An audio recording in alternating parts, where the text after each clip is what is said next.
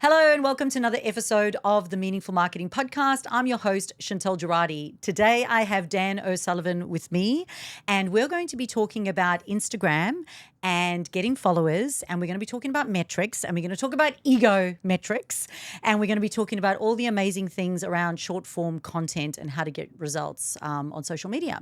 Thank you so much, Dan, for coming today. Thanks for having me. It's been I think it's been brewing for a while. Obviously, we kind of have similar connections, and now finally, I live 15 minutes away, so it made a lot of sense. Yeah, I'm going to start running out of people in Burley soon.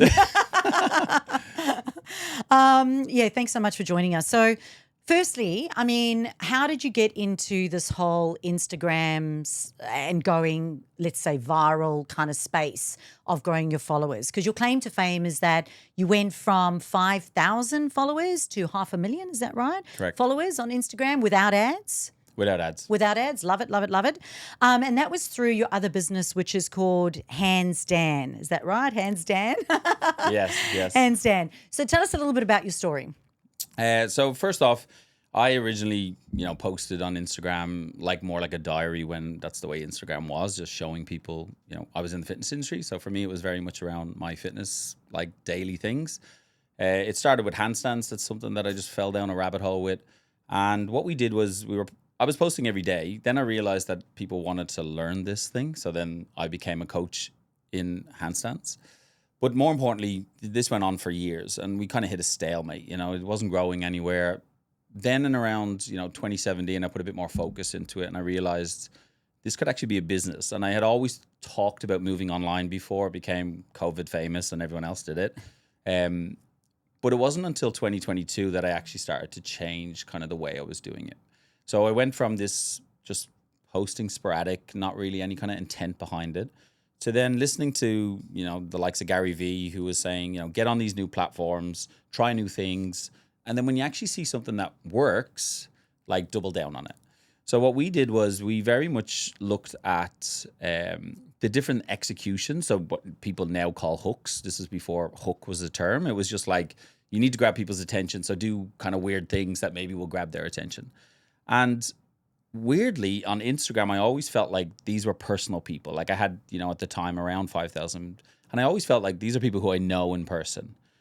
So I was always this nervous to try new things. So I can relate when someone now doesn't have a strategy and kind of is nervous. That was me.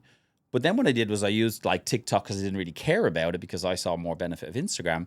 But I started to try these new things. And guess what? When they started to pop off, maybe I'll try that on Instagram. Maybe I'll just put it there. And this was at the time when Reels was only coming into fashion. They had just released it. So what happens to the platform when they try and put out a new feature? Yeah. Go and try it because they want you to try it. They want some feedback. And so they'll naturally push your page. Now, what I did do was we trialed a specific thing. So we had a formula behind the reel itself. And the formula was highlight a problem. Give the kind of the stepping stones as to what the video is going to do. And I'll explain a little bit more in a second. Then give them something that potentially is going to give them the outcome that they want. And whether they get the outcome or not, you're still going to get engagement, because if they don't get the outcome, they're going to let you know. And if they do get the outcome and they're kind of surprised by it, well, then they're also going to let you know. So in this scenario, what we did was it was fitness-based. A big thing in fitness would be trying to touch your toes. So, my call out was, can't touch your toes. That was it. Straight away, it's a yes or a no, right? Yeah. Then it was, give me a minute. I want to show you something. So I very clearly labeled what we're going to do. It's going to take about 60 seconds. Can I have 60 seconds of your time? I'm going to give you something. And then it was okay, try touch your toes. Now try this thing.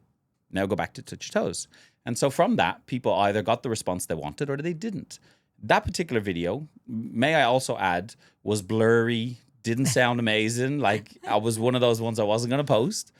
That went to 14.5 million views. Now, what came off the back of that, because this is what I tell people, it's one thing to go viral.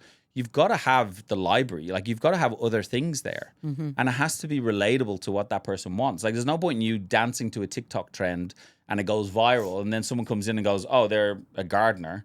I don't want gardening equipment. So for me, it was when they watched that, then they went into other videos and then they went, oh, this guy actually knows what he's talking about. So then it became interesting. And we knew that video was the thing that popped off, because every time I went into the app, I had 100 new followers, 100 new followers. So it was nearly like this cycle of things was happening. So I knew that our trick had worked. So what did I do? I made 5 different variations and they all had millions of views. And then what I did is I started to use that formula, but on different styles. So it didn't necessarily mean can you touch your toes. It might say, have you got shitty shoulders? Yeah, I've got shitty shoulders. Okay, here's an exercise, blah, blah, blah, blah. And then we noticed that that was really bumping up. We've tried it in other areas now as well. Same thing, call out the problem, guide the individual, give them a solution, and then hopefully they get the response that they wanted. So it's a really good way when it comes to short form content. Now, we talked about this earlier, like about ego metrics and all this. It's one thing to get 14.5 million views. But what I've noticed is like that got attention, that got people into my thing. But if I can't show you that I'm the specialist at what I'm doing, they're just going to go, cool, that was an entertaining video, I'm gone. What I wanted to show them was actually like, no, this was for me to get your attention. Now, and I said this earlier, is like, here's a client that has a situation that's probably similar to you, and we've been able to do X, Y, and Z with that person. So what happened? You know, the videos that had like client testimonials or, you know, proof in what you do, that's where I actually got more business. So it was like this seesaw. So it was like, you know, let's get all the eyeballs on me. Let's do some crazy things. You know, why not? It's cool and it's fun and people can see you're a human being and not just this robot giving information. But then they can actually see, you know, you can talk the talk and walk the walk. Right? Yeah. And that was massive for me. Yeah. Oh, look, that's epic. And like, I love the idea of the hook because the whole purpose of the hook is to stop the right person from scrolling. So, and the algorithms, you know, that's really what trains the algorithm to work is that hook. So if you can get the hook right and it can be relevant to the person you're trying to talk to, then you'll be hooking that person. Which kind of drives me nuts because whenever people are running events, say, for example, an event's on the Gold Coast and they don't write Gold Coast event, I'm like, it's a Gold Coast event or it's a live online event. Like you have to say it because the algorithm, like that's how the algorithm works, right? But in there, from what you were talking about, the way that I'd break that up is like, okay, you've got the hook and it's a 4-point structure that I use. It's the hook. The second part is the connection. So show them that you know them. And then the third part is credibility. So why you, why this, and showing your expertise. And then the last one is the call to action and making sure that, you know, everyone thinks a call to action is your is like a sell, and it's not a sell. It could just be the next step. It's like if you want more, or the next step from this is to now go and learn how to do this. Keep them there. Don't send them away from you. You know, and a part of that obviously is building your email list because you don't own them if they're on social media, right? 100%. I talk about this. I say you're the shepherd, and you've got to guide the sheep. A lot of people think that they've got this mentality that it's like, oh, if they see my video, they're obviously going to follow me. But if you're not navigating them exactly where you want, so your CTA might just be, if you like what you see, drop us a follow, you know, or, hey, if you want to learn more, we actually give you a guide on this thing, jump into my email list. And that's, I think, is the biggest mistake that people, that's not necessarily a sell. Yeah. Because I always, it's a weird analogy, but I give the analogy, it's like if you worked in an office, right? And you met this guy and he was cute and he sent you flowers to the office. That would be really, really cute. You're like, oh, he's so special. If you met a guy in the, you know, same bar, didn't really like him, and he found out where you worked and he sent you flowers, you'd be really pissed off. You'd be like, he's a creep. So it's like the idea is like you're not going to piss people off. What you're going to do is the person who's not interested is just not going to be fazed by that sentence. Yeah. The person who is interested go, oh yeah, I actually would love to learn more. Like, what do we do before we're ready to buy? I want to binge on everything that you do so I can see if you can actually solve the thing that I want you to solve. Yep. So if you're not out there, you could be like I've met some of the best coaches. Like I've learned from some of the best coaches and had to dive deep to find these people.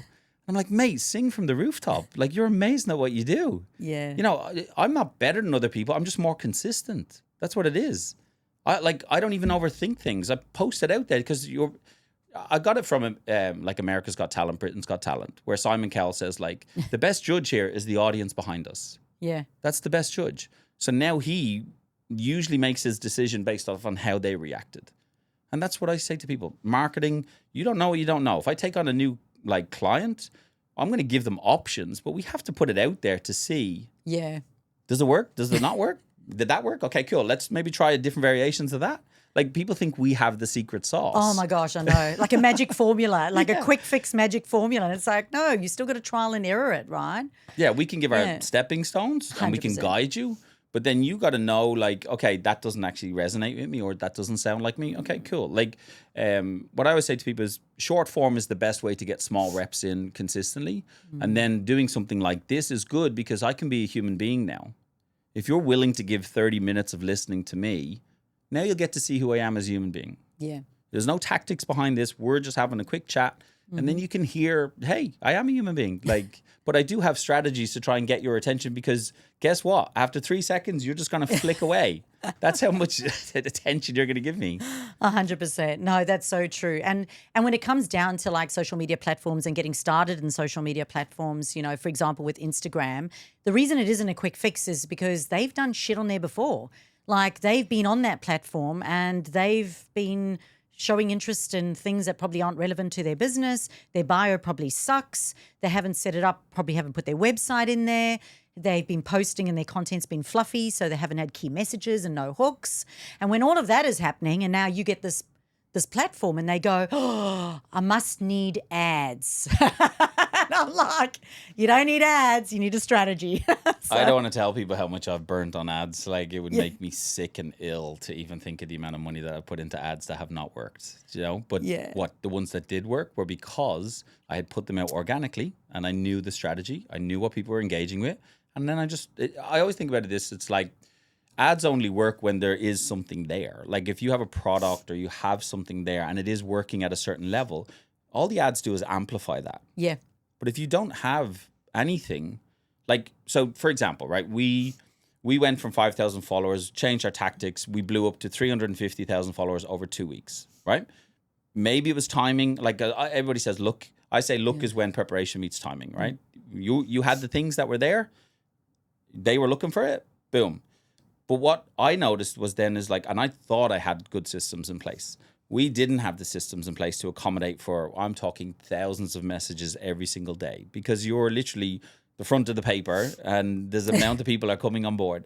So what I try to teach people is I committed to 90 days. That's what I committed to in a style that I was going to do because it's like training, right? Yep. If you're Fat Debbie and you come into a gym and you want to lose 20 kilos, you appreciate you're not going to lose it on that one session, right?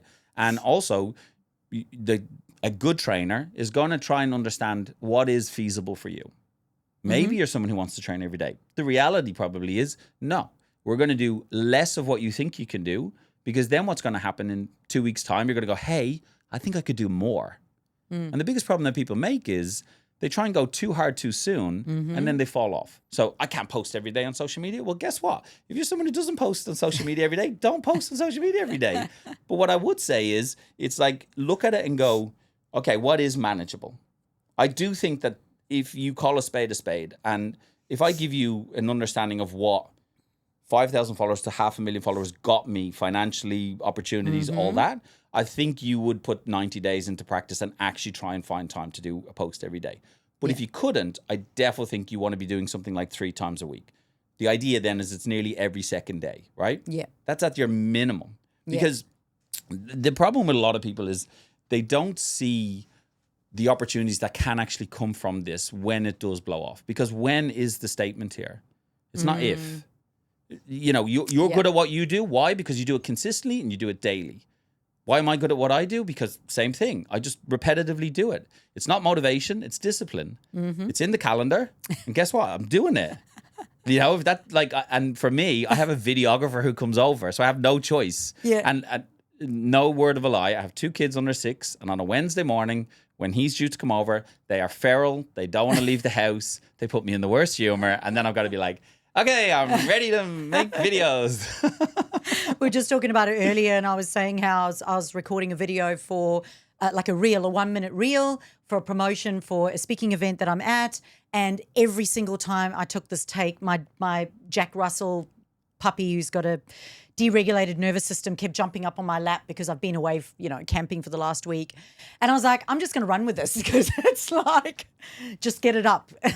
And I have a cap that actually I had it printed and it says, just get it up. I like it. I like it. But I think, like, again, you don't know what you don't know. And especially if someone hasn't posted regularly. Yeah. But if you can try and get things out there, then guess what? You even if you did it for 2 weeks, right? And you were doing it 3 times a week. Now you've got 6 things that you could look at and say, what got the best views? Okay, so now for the next 2 weeks, maybe I'll try variations of that. Because you think you're going to be repetitive, but you're not. You're the specialist at what you're doing. So like, for example, I know a guy who has built a multi-million-dollar business teaching people that it's okay to train their knees over their toes. That's what he does. He doesn't deviate from that. I love that. I do believe in knees over toes. 100%. Why do you believe it? Because if you look at every movement that you do, you walk down the stairs, guess what? Your knees travel over your toes. So you might as well be prepared for it. So when it comes to like posting on social media, I get it. Like it's new. It's the same thing. Like I've worked with clients like in a previous life that were heavily overweight, and the idea of walking into a gym and seeing all the skinny bitches, like I don't want to go in there. Okay, cool. Don't go in there. Train from home first. So likewise, like don't go and book out a studio if you're a little bit nervous about something. Put it out there. Like turn the camera on. Just talk like we're talking right now. Ring a friend. Get them on FaceTime behind the camera. Tell them your interest. Like then go into what you do. And then you put that out there. Because ironically now, this is the way social media works, right?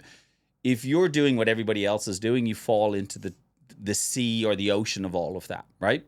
So now what's actually happened is everybody's been like blinded by these like amazing edits and all this kind of stuff. When actually now what's happening in 2026 is everybody's loving raw. They just like you being 100% honest. connection. Yeah, because now we've got AI, so now we don't even know if the video is real. Yeah. So like if you are somebody who's starting in a business, like if you can do monthly webinars or you can do podcasts or you can do even just live in-person events, your business is going to excel because then people get to see you as a human being. We're going to crave that. Like I've spoken about this. You like to go on retreats. Like these off the grid retreats are a massive thing, and they're only going to get bigger in the next few years because people are fed up just doom scrolling, sitting on their phone. But when you have a purpose to be away from it, guess what? You're more happy to just kind of, all right, I'll just tuck that away and actually connect. But I'm not going to do that on the short form content. So your short form content should be the purpose of like getting attention. Hey, look at me. I'm the expert at what I do. But then there has to, like you said this earlier with businesses who went crazy on, like, as in went crazy viral, but then didn't have anywhere to navigate the person. And then they just fall by the wayside. Or what you said is like, if you're a location-based business, like try and make sure your content is relevant to that area because, like you don't want somebody from a different country, like, especially if it is a service that you can't give them, right? Like, 100%. So I think this is where it comes down to the strategy and working out like what are the non-negotiables in the strategy. A lot of it comes down to where people will say, I don't have the time for this, or they go, I don't really have the money to invest in marketing, or marketing's too hard and I'm not good at marketing. And in this case, I always go, you don't deserve new clients. Just go, you don't deserve new clients. If you've got no time for marketing and if you've got no time to invest in yourself, and if you don't understand your business and can't talk about your business online or share it with the world, and if you're not passionate about doing it, maybe you shouldn't get more clients. Like maybe you don't deserve more new clients. But if you do, then upskill, get yourself a strategy, get yourself support, get yourself the skills, and get yourself the systems. I always talk about the S's. What I talk about is your why. If your why is enough, you'll do it. Yeah. So in my scenario, I was a personal trainer and I had a business in person. COVID came, I lost 90% of my income. And rather than be a little, moan about it and complain about it, I used to go into my friend's gym at 1:30 a.m. I used to put my 3-month-old to bed, go into the gym, and I used to film in there. And I used to film for about 4 hours. And I wasn't making any income off that, but I knew that I wanted to go online. And I knew the only way people are going to get my attention is by showing them the skills that I have. Bear in mind, I also had a burst appendix for 4 months. There's a few videos where I actually had a burst appendix in those videos. So for me, I'm like, look, I get it. I know, like, the best advice I got was when you're too comfortable, it's very hard to make a change. So for me, I was like, well, okay, I am comfortable right now because I've lost 90% of my earnings. So I'm going to pivot and I'm going to deviate and I'm going to make sure that what I do now, if it doesn't work, at least I can say I tried. And what came off the back of that was we had 6-star hotels fly us to the Maldives for 6 weeks. That was pretty nice. They then flew us to Europe. We spent 7.5 months traveling the world with my kids. That wouldn't have happened if I didn't spend 4.5 years posting every day. The beauty Yeah. about now is you can do it quicker. I did it because they didn't have the same kind of like fixation on as they do now. It's very, I would say it's very simple to get attention now. Not easy, very Yeah. simple. And the simplicity of it is you post consistently, and then the market will tell you what people are actually interested in. Yeah. So people would tell me, I've been posting every day for like 2 years and it hasn't gone anywhere. I was like, but have you looked at the metrics of it? And not the views. The video that we had that had 14.5 million views had something like 250,000 shares. And that was the important part. Because that meant that you watched it and then you sent it to somebody else. And they're the things that you actually want to look at. Like, did somebody jump into your DMs off the back of that video? Did they actually comment on the video? And did they share it to somebody? Doesn't matter how many people watched it, because the watch is only so that they send it to more people. But if you got 1,000 views and you had, 100 shares, that says that content is really, really good, right? And likewise, if you had 5 or 6 people reach out to you and you get one as a client, well, then that post was worth its while, right? So even before you go near, like I get so frustrated when I see marketing companies that are so fixated on like, let's do ads. And I'm like, okay, but do you even know that business? Have they put anything out there? Do they know what the market's even engaging with? Because if they don't, I can guarantee you're going to put 10, 20K behind ads before you even get that metrics. Yeah. And most of them don't even have lead captures in place. There's no lead captures, there's no retargeting. And I'm like, the number one rule of like ads, well, it's a couple of rules. One is if it's not working organically, it's not going to work paid, which you spoke about earlier. And the other thing is that if you cannot capture the lead off of social media and retarget them with nurture sequences, and you're not monitoring your CRM, if that's not even happening, and if your ads team are not even talking to you about that, like that is a big warning sign. Like, get the F away from that, because that's going to be like a sinking hole. Yeah, I would question then the level of that marketing agency. Like, if they're not being real and honest and being vulnerable as well, because if they're not saying to you, hey, look, we ran this campaign, it's actually not working. We've checked the metrics. We've looked at the KPIs. So we need to pivot very fast. That to me is a good marketing agency. Yeah. Because again, like we usually blast out, 5 or 6 videos. Some of them might even be the same, but the hook is different. We look and we say, okay, that's the one, or that's the one. Okay, more females are watching this one, more males are watching this one. It's like, all right, well, now let's put a bit more money behind these ones. And yeah, like you said, if you're not looking at the KPIs, then you're just literally pissing money, like, and it's not a nice feeling, let me tell you, when you see 10, 20K going, you're like, I don't see the ROI on that. Yeah, there was a travel agency here on the Gold Coast, and they contacted me and they said, oh, Chantal, please, you've got to help us out. Like, this agency are just taking so much money from us. And they're saying that our followers are going up, but we're not feeling like any income, any extra clients, anything. So I said, just look at your metrics. And they're like, I don't know how to. And I went, okay, cool.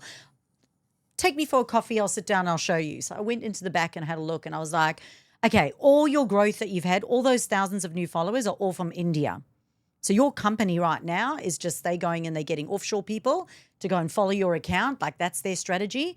None of it is actually like your client base. Like, the problem with that is Instagram don't like that as well. So that course. actually then like ruins your engagement. You're actually nearly better off starting a brand new page after that, because you get like a little blacklist to it, because like as much as they want you on the platform more often, they don't want like this fabrication of followers and stuff, right? And what I usually see in my experience is like that's a very naive marketing agency who are trying to,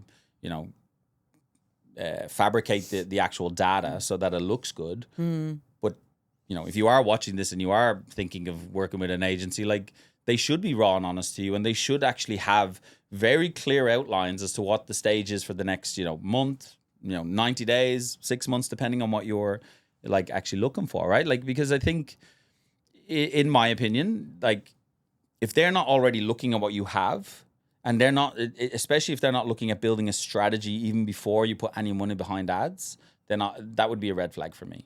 Yeah. And the strategy doesn't necessarily have to be short form content or social media. I just mean like if you don't have a CRM, or if you don't have anything in the background to capture anything like that, building that infrastructure. Like, I'll give you an example, right? We came across a funnel back in 2023, and it was, a lot of people are using it now. I don't even know what the name of it behind it is now, but it was very simple. We put out content, gave a lot of free advice, gave people an option to come in, get that free advice, right? But off the back of that, then we just diverted to a page that would just say, hey, You probably wanted more than that free thing. If you want to book a call, book a call. We made 150K off that one funnel. Yep. Right? That because it was very simple. Because what it did was, I'm the expert. Here's the thing to prove it. Actually, do you want to just not worry about reading this and just actually talk to me like a human being? And then I can show you. And then people go, that made sense. Yeah, I want to work with you. And even to this day, that still works. Not in the same way, because a lot of people are like, comment the thing below, so everybody's more familiar with it, and so there is a few more tactics. You do have to show a bit more authority in what you're doing, but I still feel like if you're not doing something organically yet, then you are a crazy person to put money behind it. Look, I think knowledge is power. I think a lot of business owners, because they don't understand it, they put their head in the ground, and they don't really want to understand it. And I always say to them, especially when I work with them, I always work with them before I work with their marketing team. And I get them involved because I want them to have an understanding of what the overall thing is that we're doing, so they can manage this machine and continue to operate it. And a lot of the time it's just they don't want to. They want to put their heads in the sand, bury their heads in the sand, and then it just opens them up to getting completely screwed by everyone because they've got no idea. They're like, oh, that's too hard, that's too hard. Well, it's not that hard. Once it's all set up and you've got like somebody managing it, it's really easy. You just need to have just a business owner overview of what's going on here, and then it's just rinse and repeat once it's working. It does take time to get there. But I think knowledge is power. And I think business owners who, that's why I like to say I work with purpose-led business owners who care about their online voice and care about their audience and want to be involved with their team. We tend to work really well with those people. So skills, strategy, system support, I think, is really good. And it's the same in the fitness industry, I was always known in the fitness industry, because I come from a fitness background as well, that, you've got to improve people's skills. You can't just tell them to do something. You've got to give them the why you need to be doing that. If you can't do it on your own, guess what? Get support. Yeah, I always try and find. So I was actually listening to the Tony Robinson show this morning, The Time to Rise. So day one was this morning, and it just falls in line with your S's. But you want to understand the person's story first, right? Because then I can relate. I am someone who played high levels of sports all my life. It is not hard for me to get up at 4:30 in the morning and go and train, because I have a purpose for it, right? But I also appreciate that if I have somebody who's in a similar situation to me, maybe has 2 young kids, multiple businesses, but doesn't have to get up and go, then we have to understand first your story. Like, why are you sitting there talking to me? But then we have to understand, what's the state? Can you actually commit to this? And then more importantly, what I always want to understand is what is your flair? What is your get up and go? It's one thing for me to say, hey, I want to teach the handstand. You're like, I have no interest in learning handstand. 100%. Or it might be like, hey, what do you like? I like salsa dancing. Cool. That's where we're going to start. Yeah. Because the best thing about a habit is being frequent with it, right? So to create a habit, you've got to find the things that you love. Is that what you need per se? From a data perspective and scientifically looking at you physically? Maybe not, but guess what? If I try to get you to do things that you don't want to do, the only time you're going to do that is, let's say you're in pain and it's the solution to get out of pain, well, then you'll probably give me a bit more of a buy-in. But if it's just because I've told you to do it, it gets to a certain point where you're like, that's not for me. Yeah. You got to find what someone likes, right? I used to see that with personal trainers in the gym all the time, having, own centers in South Africa and then in Australia. And it was always like the personal trainers on day one, it's like their intro session. Yeah, you got to do 100 burpees in 5 minutes. And I'm like, and they go, oh, I don't understand why the person hasn't come back. And I'm like, so I had this thing at the gym, and it was like, I always said to my trainers, always make sure that you leave your clients with a happy ending. True story. That's what I was your known hat for. And that statement are really painting a picture here. So I was talking about how I was in the fitness industry and went into marketing, and you were in the fitness industry and went into marketing. And I said, what do you think it is? And you came up with some really good stuff. So tell us. Yeah, I think what people are afraid of is repetition. What people are afraid of is doing the same thing repetitively and getting, better at it. And I related to sports and fitness. I was a free taker as a kid. When I played sports, I would put the ball down, same place, try and kick it the same way, repetitively, get better at it. If that didn't work, I'd try a new tactic. And so what I've noticed then when I took up handstands as an example, I jokingly said this to you off air, I've been failing at handstands for 8 years. I go up, maybe I can hold for a certain amount of time, then I'm going to come down. But the thing is where I'm at now is far superior to where I was 8 years ago. Yeah. But ultimately, I'm still falling down at some point. You know what I mean? So we went from if I could just have 5-second handstand, I'd be so happy my life would be made. Then I got to 5 seconds, like, oh, I want to make it prettier. Yeah. Then I got 10 seconds. Then I got up to one arm handstand. And it got to this point where you're like, you know, I'm never happy. But if I appreciate, I think we're in a similar mentorship. And the best advice I ever got is like, look at the last 90 days. Yeah. We're so fixated on looking at the next 90 days. Like, if I could just get that, I'd be like, life would be complete. Or if I could just get that, then life would be easier. But then it's actually going, well, look at where you are now. Like, if I look back during COVID when I lost 90% of my business, myself and my fiance, we sat down and we were like, okay, what's the 5-year goal? And we set it down. And guess what? We've ticked a lot of those boxes. I'm still not fluent in German, and I still don't have a flat pancake on the floor for anyone who's done gymnastics. But, you know, we hit 80%. I'll take that. So I think it is relatable, right? So, like, if I'm in the fitness industry, I understand that you go and you do this thing. Yeah. And if you look in the mirror at the end of that thing, you mightn't have reached what you thought was going to happen. But, you know, then I'll go again next week and I'll go again next week. And if someone hasn't seen you in those 6 weeks, they might see the difference. But you don't really see the changes. But in a marketing instance, when you do the same thing, the difference is, I related to fitness is if I'm doing the same exercise and I'm not getting the response I want, then I pivot and I change the exercise or I change the variation of that exercise. So if I'm putting a piece of content out and it's not getting what I want, maybe I'll change the variation. And then when I do find the one that I want, then I know I've got different variations of the same thing that are hopefully going to give me the same outcome, especially as a coach, right? If I have 5 people in front of me, guess what? They've got different hip structures, right? So if I'm going to give a hip exercise, I have to be prepared that I have different variations for those 100%. Different people. So when that comes to marketing, if you think you're somebody who can create a template and just give it to every single business, it's not going to work. Drives me nuts. How many marketing coaches are out there and selling templates or AI prompts? And I'm like, don't even get me started. It's insane. Yeah, so I think one of the things we do have as athletes is, I think, discipline. We're used to creating habit forming, routine. Once you create a routine, I'm always so grateful that, because I did triathlons, I went to Worlds for triathlon, and then I had twins. And it was like, I'm so grateful I did triathlons, because twins must be easier than triathlons, because triathlons is 3 things, but twins is 2 things. So it must be easier. But I love the discipline of it, of like the record keeping of who went to the toilet and who changed the nappy and who was sick and who, because I had 2 kids and I obviously was tired as well.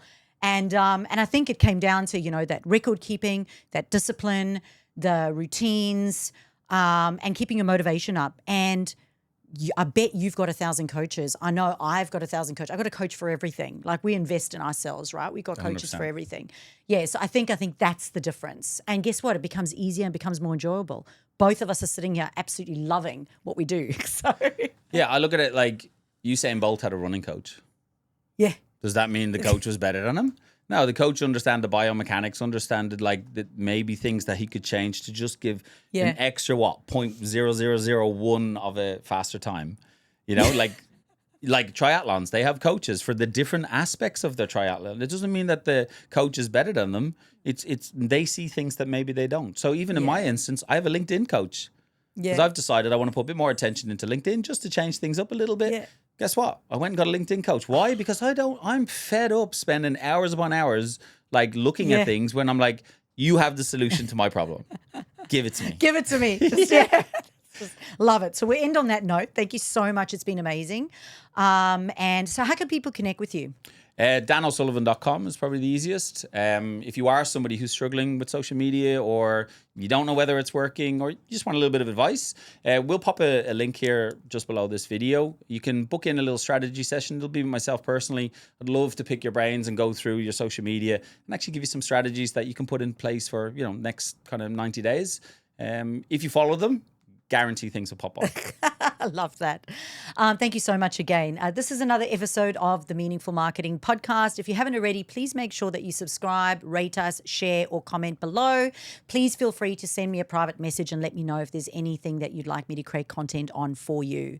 See ya.